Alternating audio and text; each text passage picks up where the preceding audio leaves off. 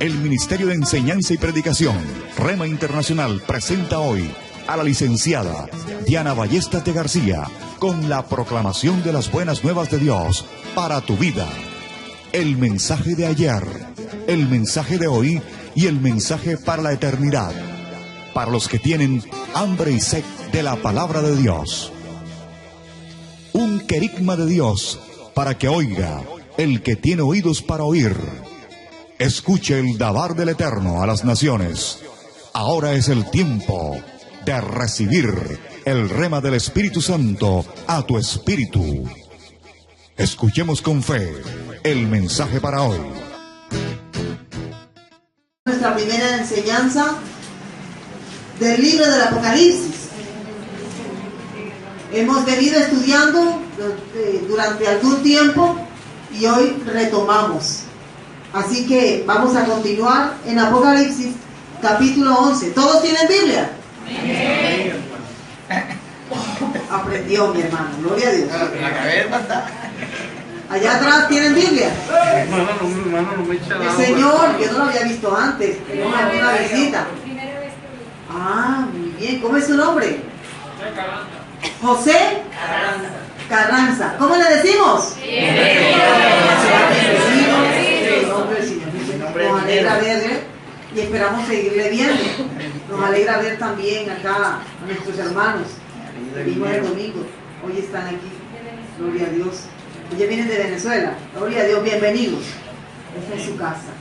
Gloria a Dios. ¿Hay una otra carita nueva por ahí? Bueno. Bien, Apocalipsis 11:7. Dice la palabra de Dios.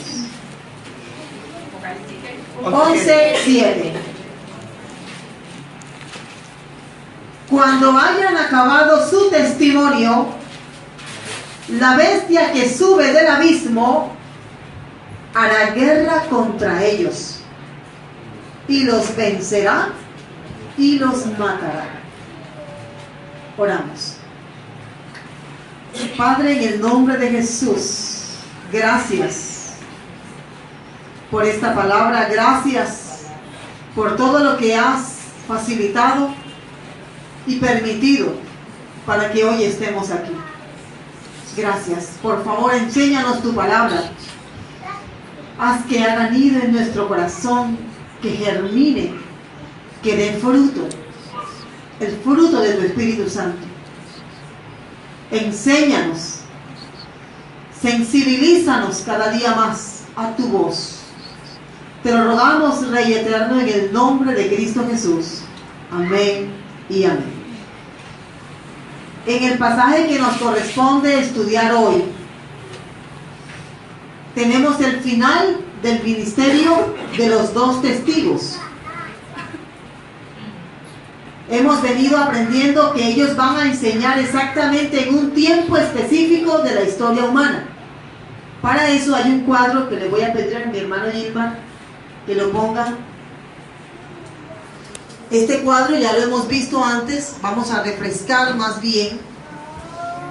Allí tenemos la profecía de Daniel mucho antes de Cristo, la crucifixión de nuestro Señor Jesús, cuando vino a salvarnos, a redimirnos a los que creen en Él. Desde el año 586 en adelante inicia un tiempo que la Biblia llama tiempo de los gentiles, palabras del Señor Jesús, tiempo de los gentiles. Ese tiempo comienza hasta el día de hoy. Todavía se está viviendo el tiempo de los gentiles. ¿Por qué se llama tiempo de los gentiles? Porque es un tiempo en el que Israel, como nación de Dios, está sujeta a reyes extranjeros, gobiernos extranjeros. No es independiente, no tiene autonomía como gobierno, como nación. Israel, el pueblo escogido de Dios. Así que viene Cristo y entonces llega la época de la iglesia. Allí mire, entre la cruz y la flecha amarilla está la iglesia. Allí estamos nosotros. Allí está el tiempo que estamos viviendo hoy, según la Biblia. Solamente estamos refrescando. Hemos visto esto con pasajes y con mucho detalle en miércoles anteriores. ¿Cuándo termina el tiempo de la iglesia que está dentro de este largo tiempo de los gentiles? Termina con el arrebatamiento. El arrebatamiento que algunas personas no creen, pero la Biblia enseña acerca del arrebatamiento. Bien, este periodo que vemos aquí entre la flecha amarilla y la primera barra blanca, por favor hermano, el de la semana 70, es este que tenemos acá. Mire que allí están las 7 semanas más 62 semanas, son 69 semanas. La profecía habló de 70 semanas. Quiere decir entonces que allí está el madero, la cruz en la mitad, muere Cristo, pero falta por cumplirse otra semana. De pronto algunos no están entendiendo, pero lo veremos otro día con más detalle. Ahora mismo la idea es hacer un recorderis de lo que hemos visto. El Espíritu Santo deja de actuar en el tiempo de los gentiles, y esta otra semana, que dura ¿cuántos años? 7 años. Esos 7 años están distribuidos en 2 periodos. Cada periodo dura ¿cuánto? 3 años y medio. Los sellos que vimos y las trompetas se van a desatar durante esos 7 años. Lo dice la Biblia. Durante el desate de los sellos, que ya los vimos, y las trompetas, que estamos antes de la última trompeta, hay la mención de 2 personas, 2 hombres, que se van a levantar cuando comience la gran tribulación. Ellos van a predicar el mensaje del Evangelio, pero no al mundo entero, sino ¿a quiénes? Al pueblo de Israel, a los judíos. Se los van a predicar ¿dónde? Desde Jerusalén, en la plaza principal del templo, que hoy no está construido. Ellos van a predicar desde allí. ¿Qué van a decir? Van a decir: Jesús es el Mesías tan esperado, pero que murió en la cruz y hoy está aquí listo, dispuesto para salvar. Arrepiéntanse que el reino de Dios ya viene. Está ya a contados días. Por lo tanto, ¿qué pasa cuando ya ellos tengan 3 años y medio de estar dando testimonio y de estar predicando? El anticristo se muestra como la bestia que realmente es. Se rompe el pacto que va a hacerse, que se va a dar entre el pueblo de Israel. Es un pacto político, un tratado de paz. La palabra tratado de paz ustedes la han escuchado bastante porque pues ya se han firmado 3, falta otro. No sé si habrá otro antes de este, pero este es el último. Es un tratado de paz que el anticristo va a firmar con Israel. ¿En qué consiste el tratado de paz? Estamos bastante recorridos con el tratado de paz. Precisamente Colombia está hablando mucho del tratado de paz, de la paz y la paz duradera y la paz. Porque es que siempre el hombre ha buscado la paz, pero a su manera. Recuerden que el Señor dijo: mi paz no es como la del mundo. La paz del Señor es eterna, es verdadera, es genuina. Así que a la mitad de la semana ellos dejan de predicar y ya sabemos por lo que hemos leído lo que les va a pasar. El anticristo rompe el pacto con Israel, entra al templo y se sienta como Dios y exige adoración. Cuando el anticristo haga eso, entonces los israelitas, ya estarán todas las tribus viviendo allí en Israel, dirán: este no es el Mesías. Entonces ellos se van a levantar y el anticristo tendrá un ejército listo. Por eso es que este tiempo que está de rojo lo debemos identificar como gran tribulación. Dice Jesús: como nunca la ha habido y nunca la habrá. Ese primer periodo de 3 años y medio Allí es donde van a predicar los dos testigos. Volvemos al pasaje. Ellos van a predicar, pero no solamente van a anunciar el mensaje del evangelio para el pueblo judío y la pronta llegada del reino. Ellos van a hacer prodigios. Como por ejemplo, van a ordenar a las aguas convertirse en sangre y las aguas se van a convertir en sangre. Ellos van a desatar plagas. Los van a atacar. ¿Por qué? Durante esos primeros 3 años y medio, ¿qué promete el anticristo a los israelitas y al mundo entero? Paz. Mientras que todos están en paz, estos dos hombres van a estorbar. Ya tenemos paz. Y no solo paz. Recuerde que el vocablo habla de paz y seguridad. Y además, prosperidad. Exacto. O sea, acabará el hambre, se acabará las sequías.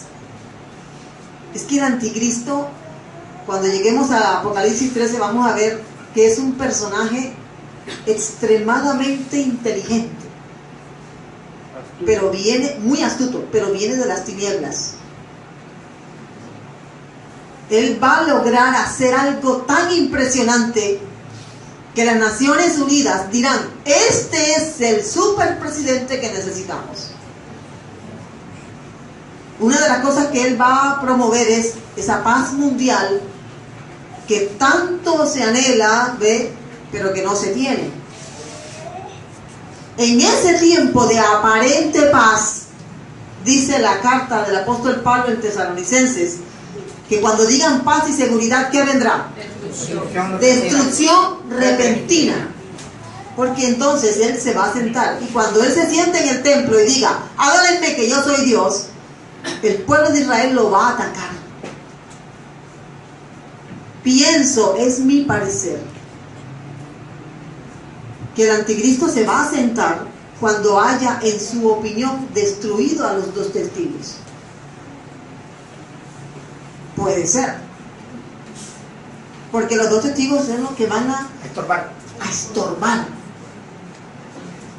Es que, hermanos, a veces para predicar el evangelio toca estorbar. ¿A quién le gusta estorbar? Toca. Por eso es que a veces vemos las tablillitas: aquí somos católicos, por favor no insistan. Lo que están diciendo es: no estorbe.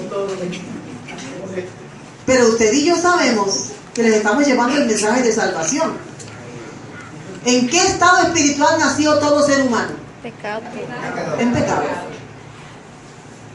Y mientras viva en ese estado de pecado, ¿a dónde va su alma a lo que muera? Al infierno. No importa lo que diga alguien aquí o alguien allá, eso lo dice la Biblia. La única persona que murió, llegó al propio Hades y volvió de allá, se llama Jesús. Y él dice: hay un infierno, así que yo no voy a experimentar, sino que voy a creerle a Jesús. Y él también dijo: hay un cielo para todos aquellos que creen. Eso no es cuento, es verdad, lo dice Jesús. Bien, dice la Biblia aquí, mírelo por favor, pueden encender la luz. Cuando hayan acabado su testimonio, cuando hayan acabado su ministerio de predicación del reino a Israel, tienen un tiempo límite, igual que nosotros. Si te dijeran que te quedan 3 años y medio de vida, ¿qué harías?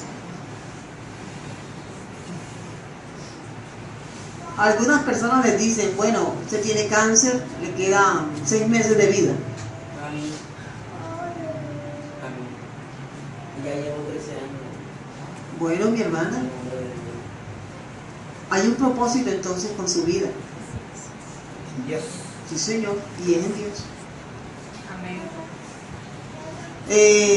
Bueno, si me quedaran 3 años y medio de vida, ¿qué haría? Lo que el mundo dice es, bueno, yo la pasaría con mi familia, me dedicaría a hacer lo que nunca pude hacer porque estaba ocupado con los afanes de este mundo. Pero estos dos hombres sabían que ese era el único tiempo que ellos tenían para predicar. Y lo dedicaron única y exclusivamente para la obra de Dios. Los dos testigos de Apocalipsis 11. Pero miren, dice, la bestia que sube del abismo es el anticristo. Es un hombre que no va a nacer de mujer, sino que va a venir por operación de Satanás. Dice, hará guerra contra ellos y los vencerá y los matará. Ellos serán vencidos por el anticristo,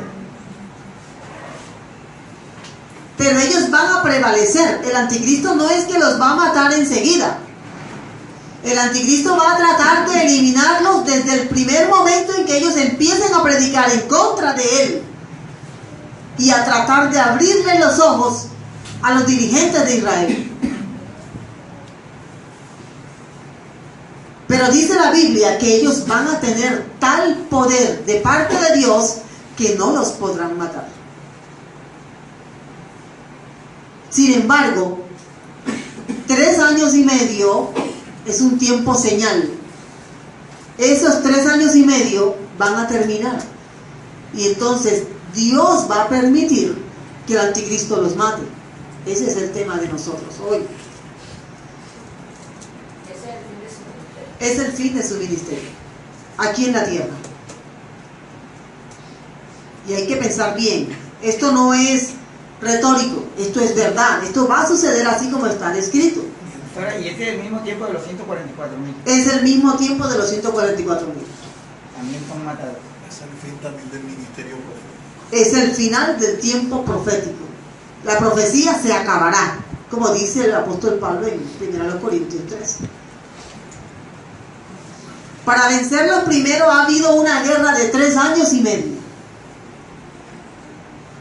La guerra con 2 personas, no con una nación, 2 personas. ¿Recuerdan ustedes que el profeta Elías puso a Israel en su momento, en su tiempo, lo puso de cabeza? Había precio por la cabeza de Elías. Estamos hablando de un hombre muy grande, un profeta muy grande. Lo mismo Juan el Bautista. Bueno, estos hombres son de la talla de Moisés. Por eso es que dice, ellos tienen poder para convertir el agua en sangre. Tienen poder para cerrar el cielo, cosa que no llueva durante los días de su predicación. O sea, no estamos hablando de cualquier persona. Estamos hablando de 2 hombres muy llenos del poder y de la presencia de Dios.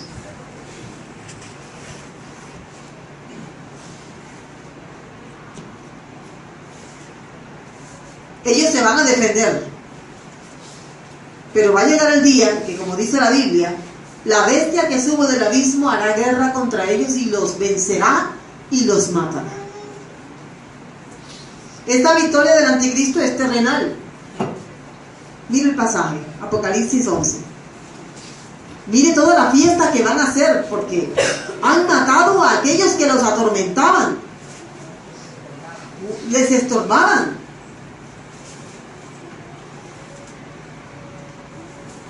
Dice, y los habitantes, verso 10, y los habitantes de la tierra se gozan sobre ellos y se alegran y se envían regalos unos a otros. Porque estos 2 profetas habían sido un tormento, habían atormentado a todos los habitantes de la tierra. Si yo pregunto, ¿a usted le gustaría ser el tormento de alguien? Bueno, queremos ser aplaudidos, la raza humana, así es como quiere. Por eso si a alguien le han dicho, tú eres un tormento, tiene que realmente replantear, ¿no? ¿Por qué es un tormento? Y incluso tendrán los cadáveres de ellos allí a la luz pública, transmitirán los videos de los cadáveres de ellos allí, seguramente ya todos heridos, todos llenos de sangre, y se felicitarán unos a otros y se alegrarán. Y vamos a instituir este día como un día de fiesta nacional, porque por fin hemos matado a esos hombres que nos atormentaban.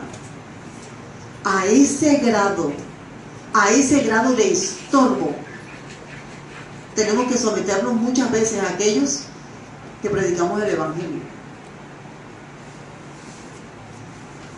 El anticristo pensará que venció, pero es una victoria terrenal, porque esto es una forma como de trampa que el mismo Dios va a hacer para los mismos habitantes de la tierra. Todo lo que el anticristo logre hacer es Dios quien se lo permite. ¿Estamos entendiendo? Amén. Todo lo que una persona que se levanta contra mí, si yo he andado en integridad, dice el salmista, si no tengo las manos sucias y alguien se ha levantado en contra mía, Dios lo está permitiendo. ¿Estamos entendiendo? O habrá forma de que alguien se levante en contra mía, en contra del cristiano, y que Dios no pueda hacer nada. Esta es una enseñanza fuerte. Si se levantó alguien en mi contra y Dios lo ha permitido, es porque hay una lección que yo necesito aprender. ¿Hasta cuándo esa persona me va a atormentar? ¿Hasta cuándo esa persona va a ser mi oponente, mi adversario? Hasta que yo aprenda a manejar la situación. Ejemplo, aquellas personas que están descritas en Hebreos, carta a los Hebreos, vamos a leer el capítulo 11 y vamos a leer versículo 32 hasta el verso 40. Entre las frases que dice aquí el pasaje en el Nuevo Testamento, carta a los Hebreos,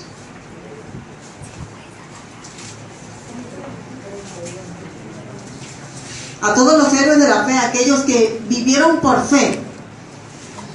Y esta palabra es para usted en el día de hoy. Pero usted primero tiene que empezar a predicar el Evangelio. Si usted no predica el Evangelio, usted no sabe de qué estamos hablando. Dice, ¿qué más diré? Me faltaría el tiempo para hablar de Gedeón, de Barak, de Sansón, de Jefté, de David, de Samuel. Verso 33.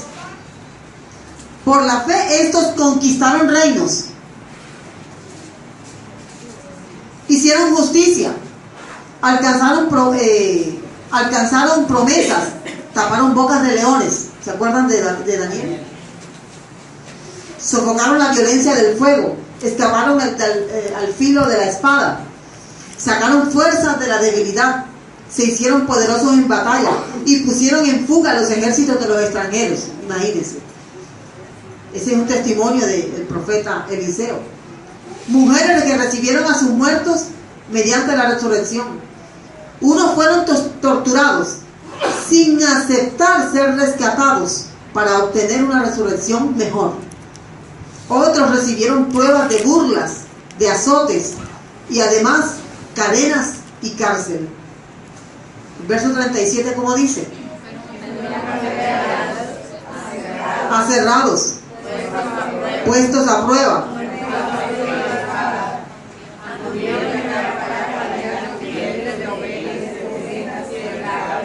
y el verso 38, la primera frase, ¿cómo dice? O sea, el mundo no era digno del profeta Elías, del profeta Jeremías, de Isaías, Débora.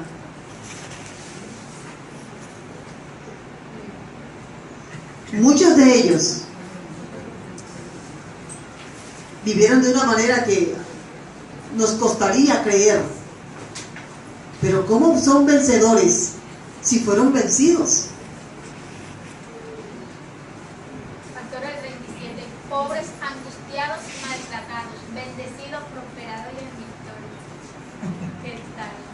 Oiga, muy bien. Esto es tan contrario, ¿verdad? ¿Cuál es el verso? 37. Angustiados, pobres, angustiados y maltratados. ¿Por causa de qué? De su fe. Por causa de su fe. Y hay hermanos que en un día como hoy dijeron, ¿será que voy al culto? Qué pereza. Ahí están tan angustiados, pobres.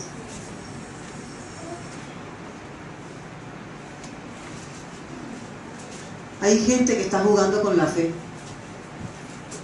y creen que el diablo también está jugando y creen que también Dios está jugando a los dados. A veces parece que el enemigo tuviera una victoria, pero no. Es una victoria terrenal y temporal. Quiere decir entonces que yo soy un victorioso, una victoriosa aquí, en mi corazón. Porque si yo no estoy convencido de eso, cualquier estorbo, cualquier situación me va a tumbar. ¿Cuántas veces no hemos tenido que pagar lo que no hemos roto? Hemos tenido que sufrir el agravio. Y en ese momento hemos sido más victoriosos que cuando creemos en nuestra opinión que sí somos vencedores.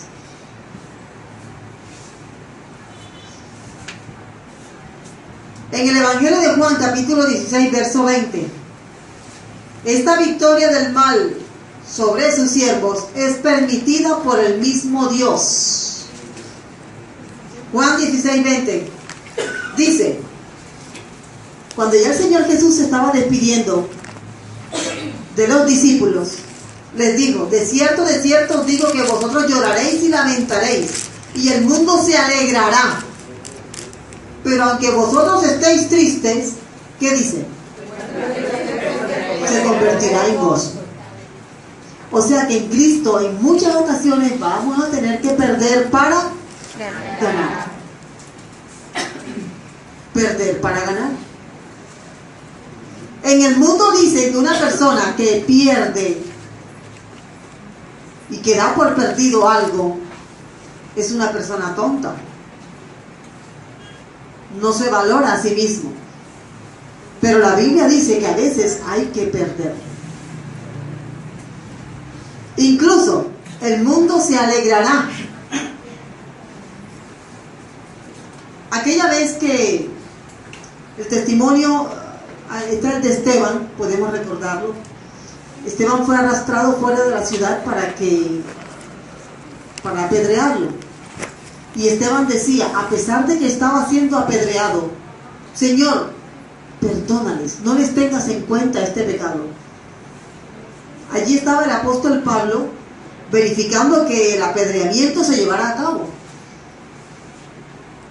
Si Esteban hubiera dicho: bueno, la verdad es que yo estaba, sí, predicando el evangelio, pero ya me arrepiento, yo no voy a predicar más el evangelio, no se preocupen, no me tienen que apedrear, yo renuncio a Cristo.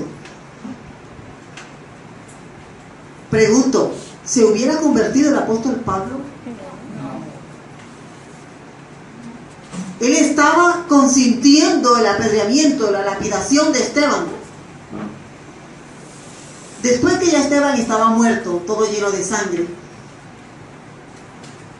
el Señor empezó a trabajar en el corazón del apóstol Pablo. ¿Y saben qué? El apóstol Pablo entendió. Una de las cosas que le dice el Señor a Pablo es: dura cosa te es dar cosas contra el aguijón. O sea, estás luchando contra lo que tú crees que es tu enemigo.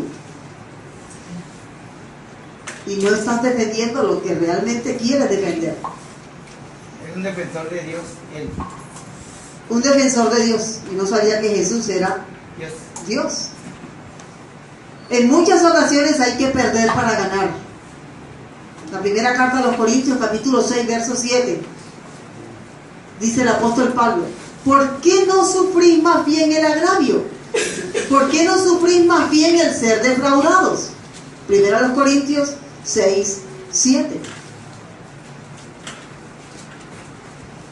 Una turba de homosexuales en Estados Unidos se levantó en contra de una iglesia. El pastor y un grupo de hermanos habían salido a predicar el evangelio. En esos días estaba debatiéndose una ley de estas que las personas que practican la homosexualidad quieren que aprueben en favor de ellos. Y el pastor salió y entonces había pancartas de el cuerpo es el templo del Espíritu Santo, cosas así, y él predicaba llamando al arrepentimiento. Y vino una turba de homosexuales y los atacaron a piedra en Estados Unidos.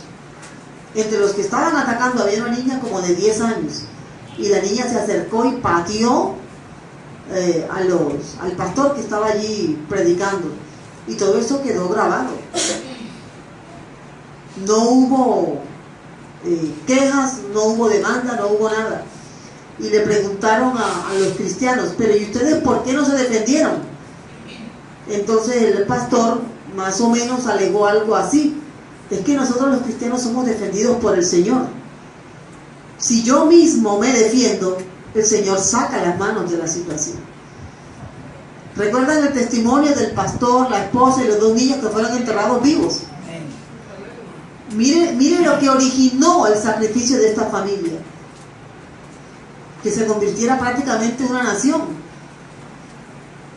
Corea del Sur. Vamos a tener que padecer, vamos a tener que sufrir, pero estar dispuestos. Apocalipsis capítulo 2, y con esto ya concluimos.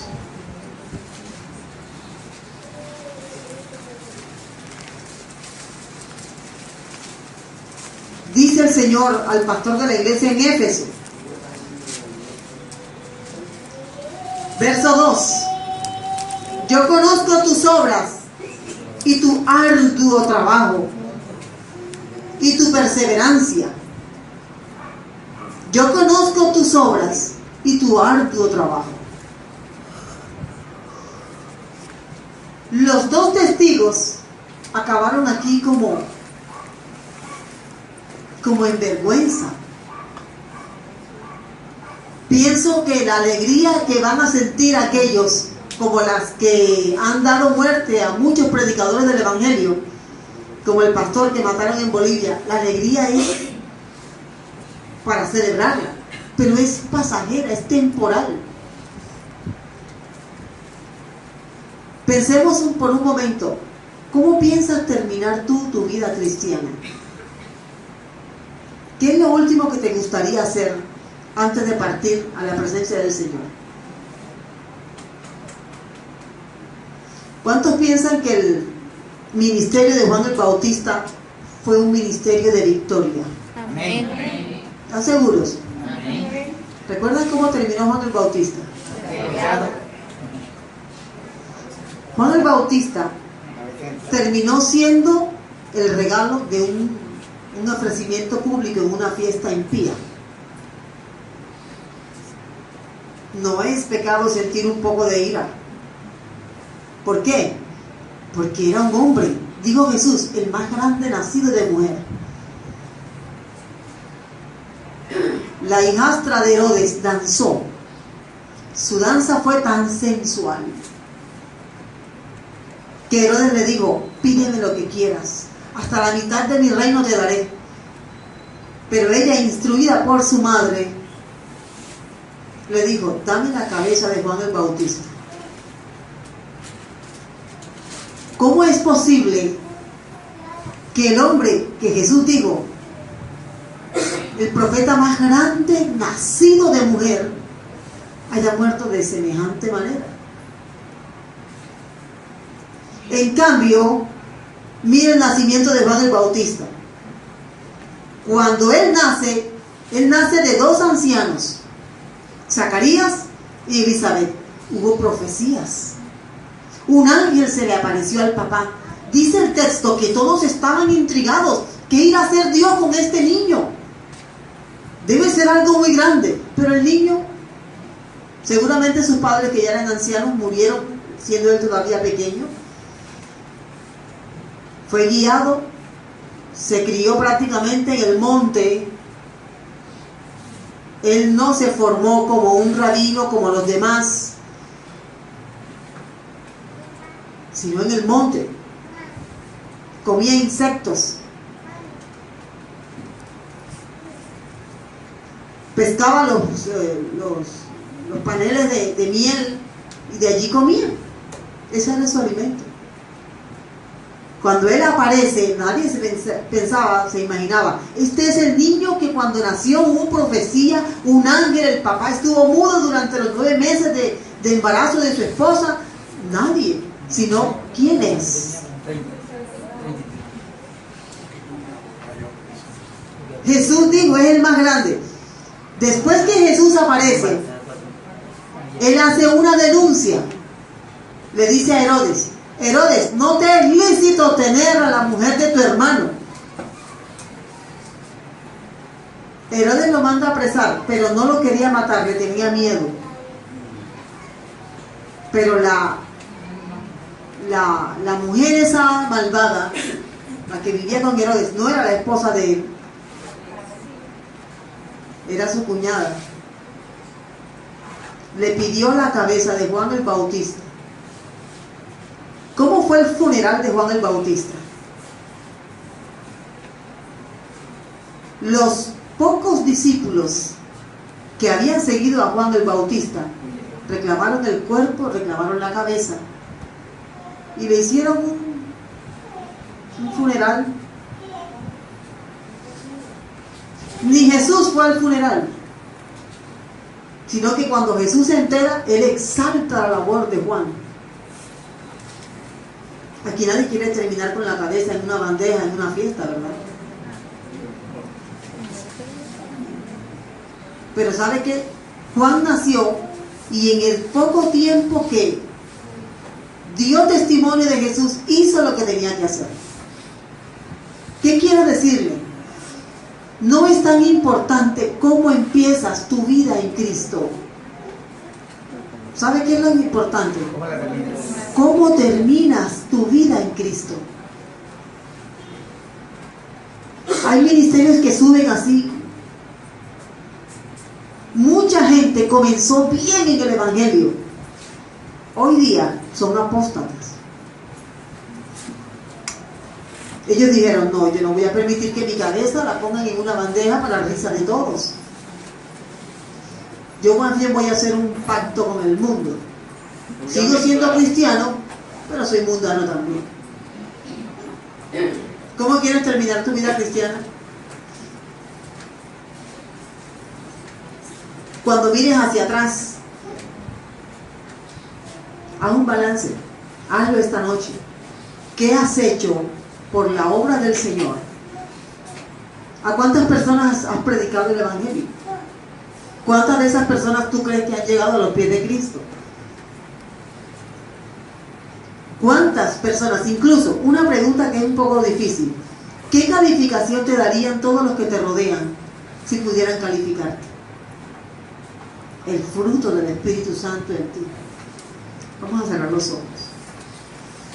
Padre, gracias te damos, Dios. Te bendecimos, Señor, por tu misericordia,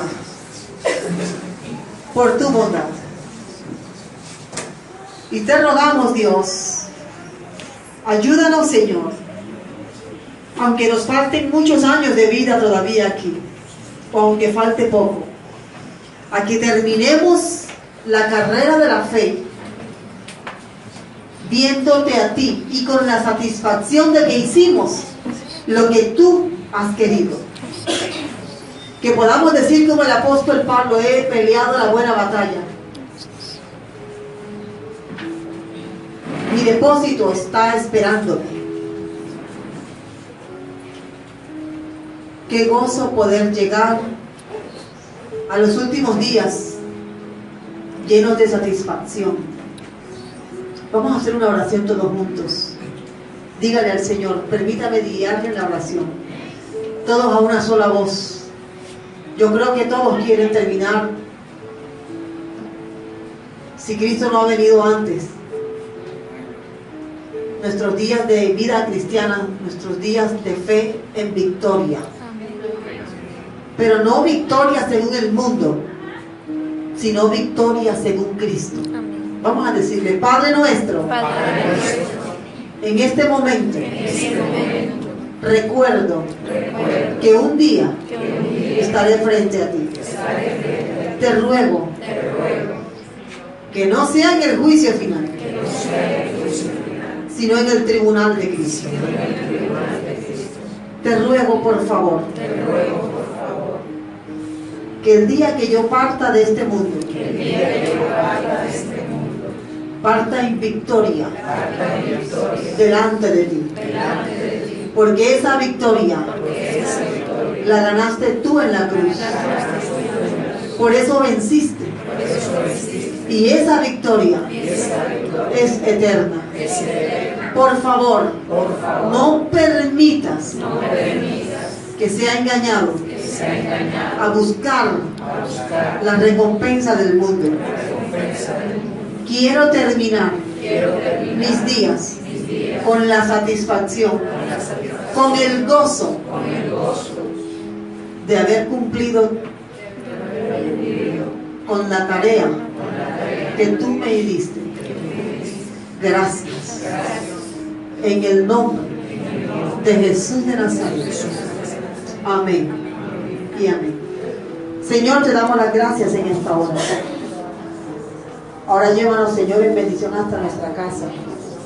Provéenos, Señor, descanso, alimento, Señor. Fortalécenos. Y permítenos, Señor, predicarle a los que están a nuestro lado. El Ministerio Apostólico Rema Internacional pone a disposición esta predicación. Ofrecemos ministración a simposios, seminarios, campañas evangelísticas, educación globalizada sana y de carácter interdenominacional. Escríbanos a ministerio-rema-internacional@gmail.com o llámenos al celular 316-270-7181.